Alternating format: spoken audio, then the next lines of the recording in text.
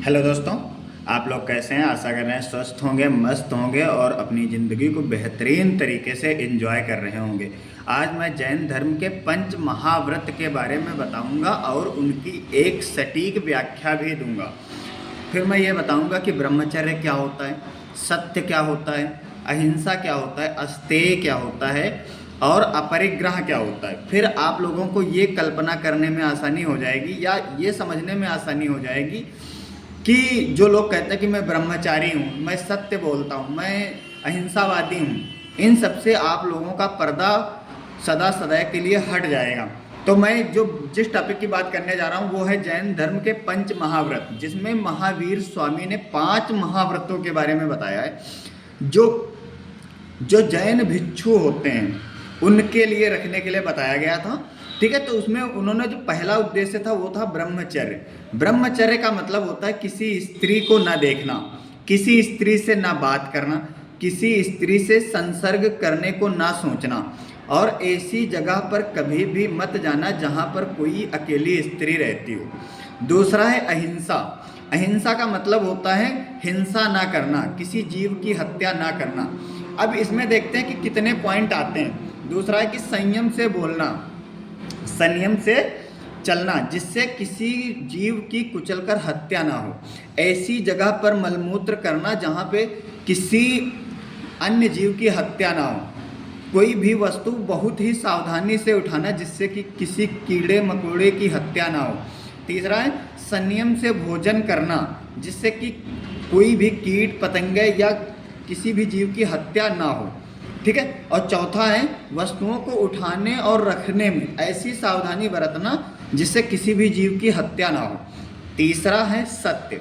सत्य का मतलब होता है सच बोलना। अब सच किन किन परिस्थितियों में बोलना ये देखना है।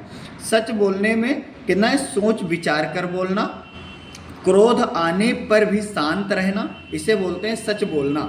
फिर होता है लोभ होने पर भी मौन रहना, हंसी में भी झूठ ना बोलना और भय से भी झूठ ना बोलना, इसे बोलते हैं सत्य।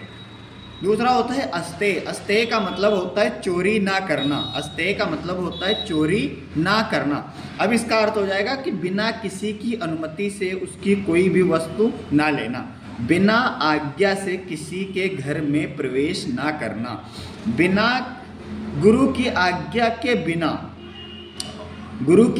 के बिना भिक्षा में प्राप्त वस्तुओं को ग्रहण ना करना, बिना किसी की अनुमति के उसके घर में निवास ना करना।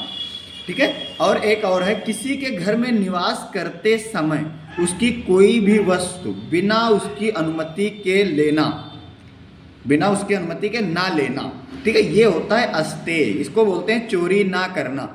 5वां जो व्रत आता है उसका नाम है अपरिग्रह। अपरिग्रह का मतलब होता है किसी भी चीज़ का संग्रह ना करना, यानी किसी भी तरह की संपत्ति एकत्रित ना करना। संपत्ति एकत्रित करने से आसक्ति बढ़ती है, आसक्ति से मोह बढ़ता है और जब मोह आ जाता है तो लोभ, मोह, काम, क्रोध, वासना इत्यादि चीज़ें घर कर जाती हैं।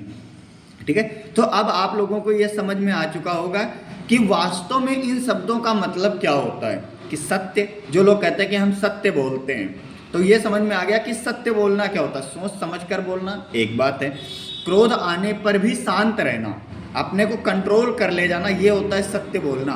लोभ होने पर भी मौन रहना, ये होता है सत्य। अब जो लोग कहते हैं कि मैं ब्रह्मचारी हूँ, तो ब्रह्मचारी का सीधा सा मतलब ये है कि जन्म से लेकर 25 वर्ष तक की जो भी आयु होती है वो ब्रह्मचर्य के अंतर्गत आता है। लेकिन ब्रह्मचर्य का जो वास्तविक मतलब है उसमें ये आता है कि किसी स्त्री से बात ना करना, किसी स्त्री से संसर्ग करने के बारे में भी नहीं सोचना है, अल्प भोजन करना है, किस ऐसी जगह ना जाना जहाँ कोई अकेली स्त्री रहती हो। ठीक है, तो आजकल ब्रह्मचारी कोई भी नहीं है। ठीक है, तो ये जो आडंबर फैला हुआ है चारों तरफ, हम ब्रह्मचारी हैं और हम सत्य बोलते हैं, हम अहिंसावादी हैं, किसी जीव की हत्या नहीं करते हैं, किसी को गलत नहीं बोलते हैं, किसी से कटु नहीं बोलते हैं। ठीक है, कटु बोलना भी क्या है, हिंसा के अंतर्गत आ जाता है। ठीक है, तो आजकल इन धर्मों का पालन कोई भी नहीं करता है। अब अगर आप लोगों से कोई ये कहे मैं ब्रह्मचारी हूँ, मैं सत्य बोलता हूँ, मैं अहिंसावादी हूँ, तो उसे अच्छी तरह से समझा देना। जय हिंद, जय भारत।